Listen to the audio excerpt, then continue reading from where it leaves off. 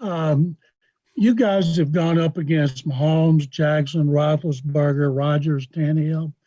For a safety, seeing those guys in front of you, what's it like playing against a group like that? Yeah, they're very, very talented quarterbacks. It's not nothing that I don't want as a competitor that I am to face, though.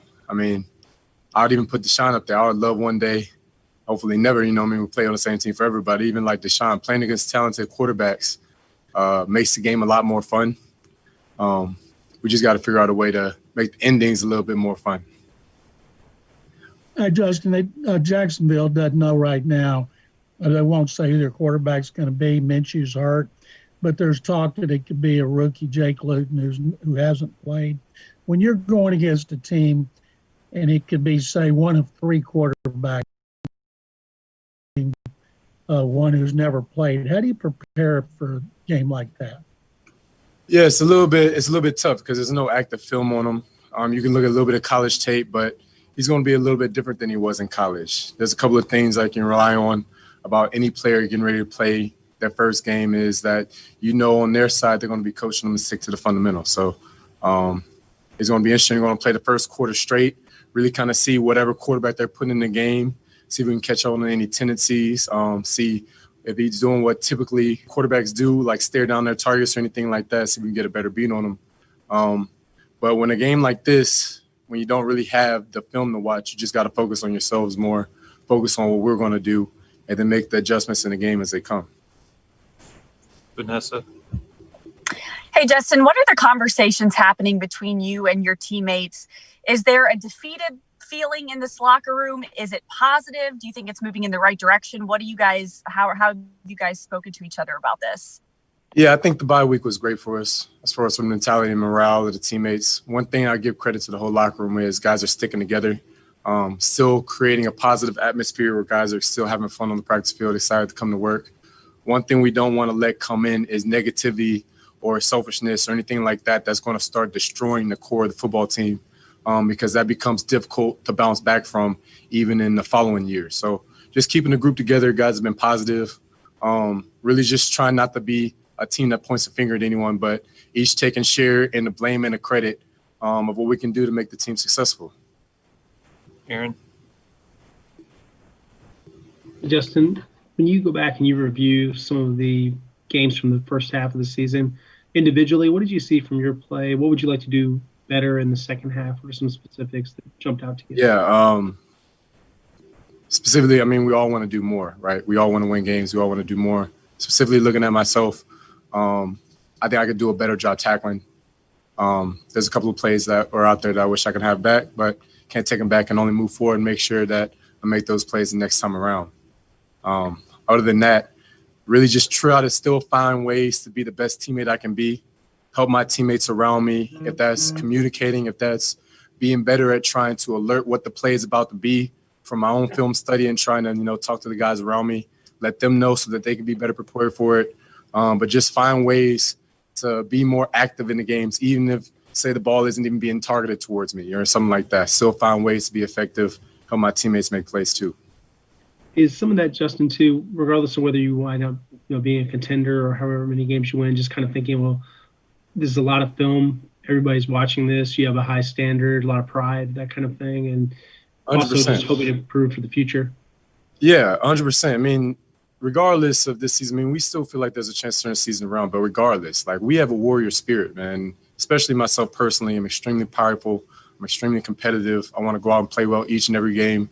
And if anything, this is still building the core and the mentality of this team and setting a new standard of what we want the culture for this team to be like for the next decade. You know what I mean? That's what we're still playing for, to get things right for the long-term goals as well. Adam Wexler. Hey, Justin, in the secondary with AJ's missed some time, Roby's missed some time, Eric's new, Michael's new. Where do you think, you mentioned communication, where do you think things are at right now? And now you play the final 9 weeks of the season. How much of an issue do you think it's been or can be improved moving forward? Yeah, it's a unique situation, not unlike what a lot of teams are going through. We do have a lot of new faces playing in a new scheme, and there's a little bit of a learning curve with that. Like I said, I've been one of the guys in the secondary that's been the longest here. So my impact feels that I feel like I can be better in what I said before, just communicating to guys, over communicating, saying things loud, saying it twice, making sure everybody's on the same page, really just limiting mental errors and trying to support my teammates where I can. Communicating, talking. Go ahead. One thing on those lines, sorry about that. Lonnie being essentially now a full-time safety, where do you think things are at with him, and what can you see as how far he can go at that spot? Yeah, big physical guy, has all the attributes, strong, wants to be great, has, that dog inside of him that he's not afraid to come up and fill the hole to hit somebody. That's what all good safeties need. And he's just been getting better with the reps. I work with him after practice. Coach Lynn does, all the guys around him, just trying to talk to him about the mental side of the game more. It's a little bit different playing safety than playing corner, but he's been coming around to it.